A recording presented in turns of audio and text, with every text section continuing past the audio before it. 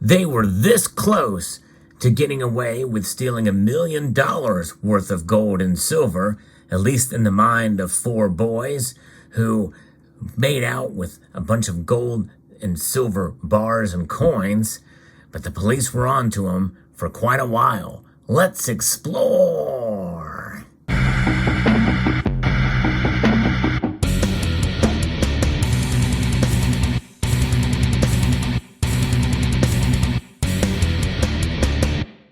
This is a story that was shared with me by JM Unleashed, and it is quite a story. Very young kids, teenagers, got caught in the act of robbing a store last month. And if you like stories like this where I talk about precious metal crimes, I have a whole playlist. I hope you will consider checking out that playlist. Some pretty wild crimes have occurred during the course of this channel's history, and I've documented a lot of them here. Largely thanks to many of you who send me stories. So if you like this kind of stuff, I hope you will press that thumbs up button down below. But let's take a look at this. Kitco speaks about how police in Toronto recovered $967,811 worth of precious metals after 4 teenage boys literally got caught in the act of robbing a store.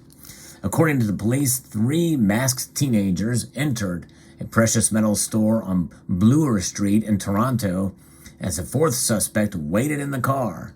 On December the 10th, 2022, at 2:15 p.m., 3 masked suspects entered a precious metals store with a firearm. The suspects obtained a quantity of gold and silver and made their way to a nearby vehicle in which a 4th suspect was waiting, according to York Regional Police in a press release that they recently released. Police recovered $967,811. That, by the way, is $1.29 million in Canada. That was worth of gold and silver and a stolen vehicle as well as a loaded handgun. Yeah, and you should see the video. I'll actually post a link to this story in the description below, and you can look at the video of the seized gold and silver. But actually, this is a representation of what they got. There's no silver in the video, but I assume they probably had maple leaves in there. But they were bars, rolled Canadian mint bars, Perth mint bars. I think there's some eagles and a lot of different size gold maple leaves as well. And there is that they found or that they took. So all 4 teenagers were arrested as they tried to drive away with the stolen gold and silver bars and coins.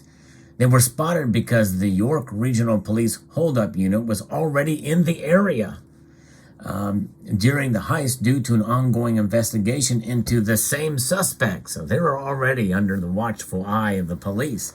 And that's what made this this justice so sweet, because they probably thought they might get away with it. It's a pretty brazen act to go in midday with a gun and hold up and be able to walk out with that much. After a brief foot pursuit, police arrested all 4 suspects without incident.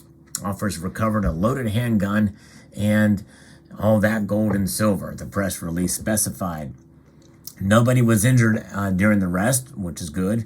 2 of the arrested males were 15 years of age, and the other 2 were 17. All 4 were from Toronto, Canada. And it's the suspects, they face 40 charges in the case, including possession of property obtained by crime over $5,000, robbery with a firearm, and disguise with intent. And of course, with the age of masks, people are disguised with intent too, I guess, but for different reasons. The 4 teenagers are considered part of a crime group involved in a series of armed robberies at pharmacies, currency conversion businesses, and precious metal stores since November 2022. Boy, they've been busy. So no wonder why they've been under investigation. That's a pretty brazen act to be doing so much that they've been in action for just under a month to make this thing occur.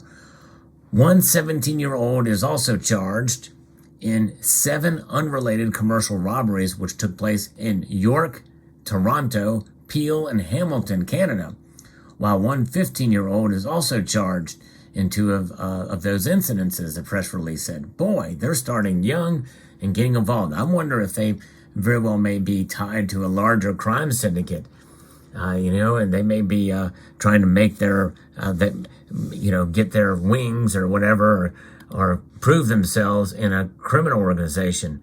Maybe they've been taught on how to do some of this. I don't know. I'd be very curious, but at that age, to be so brazen to do these kind of acts, it's kind of unusual these days, it seems. So it makes you wonder if there's some maybe larger organization involved in that.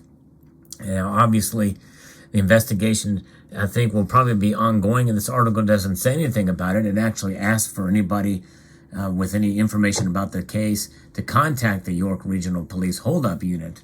But the thing is that I would hope that it would be investigated even further to see what kind of contacts these teens had, because I can't imagine that they're just working alone. That would be quite brazen. I guess that's a possibility, but I kind of doubt it. If you want my opinion on it, and of course, whenever I do stories like this, typically there are other motives and things like that that people question or wonder about. So I'll be very curious to see what your thoughts are in a story like this as well.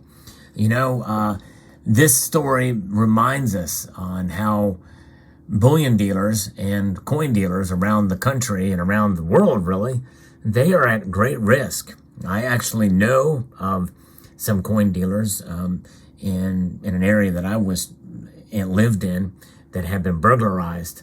And boy, it's heartbreaking to hear that. Really good guys, and they get burglarized. One was for $3 million worth of gold and silver, and one of them was at a coin show and was followed home. And this is why I'm extra careful, and you should be too, especially if you have a channel and show precious metals. And be very careful where you store your gold and silver. Be careful who you tell about them, and just be diligent. You can never be too safe. You can never be too secure. And it's always good to protect yourself in multiple different ways, whether it be through security cameras and or weaponry that you have in your home, guns, bullets, ammunition, as much of it as possible, a security system, a safe that's well hidden if you have to store your precious metals at home, or if you have the luxury or the ability to have friends and family that maybe have even more secure and maybe more remote locations that you can store your gold and silver that you trust. There is a little bit of counterparty risk in that regard, but to me it's worth it if you can store a lot of it off-site, and that's part of the risk that you have in owning precious metals, that potential burglary. So you must be ultra prepared, and I don't think there's any such a thing as being paranoid when it comes to your property and your life, and I think that's paramount. It's important. It's your livelihood. It's what you worked hard for. And so I'm glad that these teenagers were caught. I hope they are made a lesson of, or made an example of, to prevent others from doing the same type of thing, a brazen act, for a coin shop who worked very hard to be able to have this business. And this very well, if they would have gotten away with it, this could have broken this person's business and would have been gone. Now, obviously, there's insurance that you can get on this stuff, and more likely, probably, some of these coin dealers probably have insurance, but it's probably very expensive for sure to have it.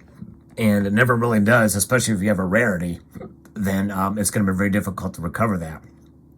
I spoke to an individual of actually a very famous numismatist recently in an interview who owned one of the rarest coins in the world, the most sought after coins in the world. And imagine if that was stolen. It's irreplaceable. Now, thankfully, and of course, if there's any silver lining in this, pun intended, and gold lining too, most of what was taken from the video that you'll see when you click on the link that I'll put in the description below was of bullion pieces, like what you see here. All of this is just bullion. There's no really numismatic value to it, but it has intrinsic value. It has market value. It's gold and silver. And so that's the kind of thing that you have to keep in mind. And so there it is. Let me know what your thoughts are on this story, stolen gold and silver. And I want to thank JM Unleashed, by the way, for sending me this story again. This is something else. And I hope you will consider checking out the playlist. I'll post that at the end screen of this video as well, too. The playlist to all of the precious metal crime stories from which this video will be a part. I want to extend a multitude of gratitude to all of you for taking the time to watch this video and to encourage you to please rate, please share this video, comment, and subscribe.